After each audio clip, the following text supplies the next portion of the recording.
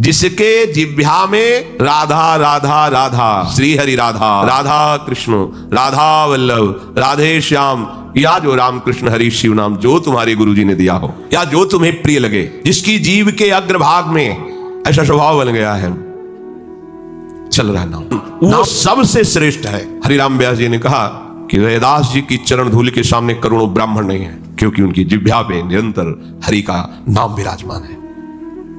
इसीलिए यहां ब्रजवासी सब ब्रह्मा से भी परम पवित्र और श्रेष्ठ माने गए। हे बड़े मस्त हैं ब्रजवासी। ताता कल एक बार मंगला करके श्री जी की जा रहे थे, तो एक माई ठेलिया में कूड़ा करकट से भरे मस्ती बिहारी जी के पद गा रहे थे, जिनकी जिह्वा में बिहारी बिहारी जी का जस बसा हुआ है। परम पावन श्रीधाम वृंदावन की परिचर्या में लगी हुई। किसी की सामर्थ्य नहीं कि संतों के माथे पे हाथ रख दे। कोई भी तपस्वी उसकी समानता नहीं कर सकता। जिसकी जिह्वा के अग्रभाग पर उसने सारी तपस्याएं कर ली, सारे तीर्थ स्नान कर लिए, भागने की जरूरत नहीं, राधा राधा बोलो।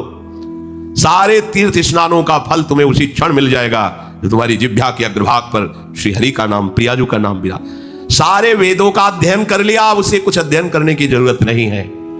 जो बड़ी बड़ी तपस्याओं से, तीर्थयाटन से, वेदाध्ययन से, यज्ञ आदि से गति मिलना दुर्लभ है, वो तुम्हें नाम से प्राप्त हो जाए। कौन हो, कहां हो, कैसे हो, कोई प्रश्न नहीं।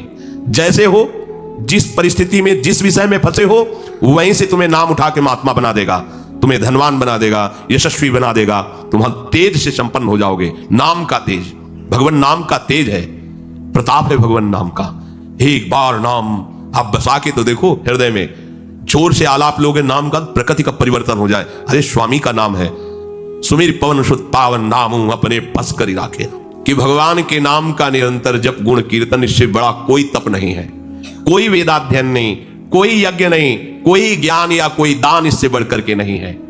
बस प्रभु के नाम में तुम्हारी प्रीति हो जाए। ये कलिकाल किसी को बख्शेगा नहीं, अगर नाम जप नहीं तो बुद्धि को भ्रष्ट कर देगा। जिसकी जिह्वा पे प्रभु का नाम होगा, इसके कोई भी दोष उसका स्पर्श नहीं कर सकते, और कल स्वयं भयभीत हो जाता है। जिसकी जिह्वा पे नाम है, 10,000 वर्ष तपस्या करने पर जो फल मिलता है, 24 घंटे निरंतर नाम जप करने से मिल जाएगा। कलयुग की ये विशेष महिमा है। जो तुम स्वार्थ की पूर्ति चाहते हो या परमार्थ की पूर्ति चाहते हो, या तुम रोग का नाश चाहते हो, तो एकमात्र उपाय है भगवान के नाम का निरंतर जप करो, निरंतर भजन। आपसे निरंतर ना हो तो थोड़ी थोड़ी देर में स्मरण करने का अभ्यास बना लीजिए। एक बार सत्संग में कि अगर 5 मिनट में एक बार राधा बोल दो, कि हर 5 मिनट में एक बार राधा बोलना है। राधा 5 मिनट फुर्सत करो, चिंतन या कार्य जो कर रहे हो, पर 6वां मिनट न लगने पावे, फिर 5 मिनट राधा। एक दिन आप देखना निरंतर नाम चलने लगेगा।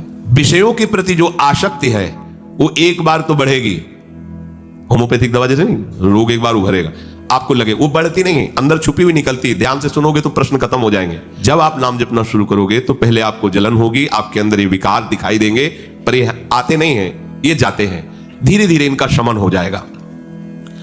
और जब कभी आपको ऐसा लगे कि अब नाम जपने में हमारा एकाग्रमन नहीं हो रहा, तो बहुत सुंदर उपाय है, ताली बजाकर नाम कीर्तन करने लगो। अपने को विजय प्राप्त करना है मन पर, और विषय होगा अभ्यास पर। और ये ऐसा नहीं कि ये नाचना गाना ये सब, ऐसा नहीं, से भगवान की प्राप्ति हो जाती है। क्या नहीं आपको ज्ञान हो जाएगा, आपको क्या पता नहीं चल जाएगा। जब प्रभु का पता चल गया तो सब उन्हीं में समाये हुए, सब ज्ञान आ जाएंगे।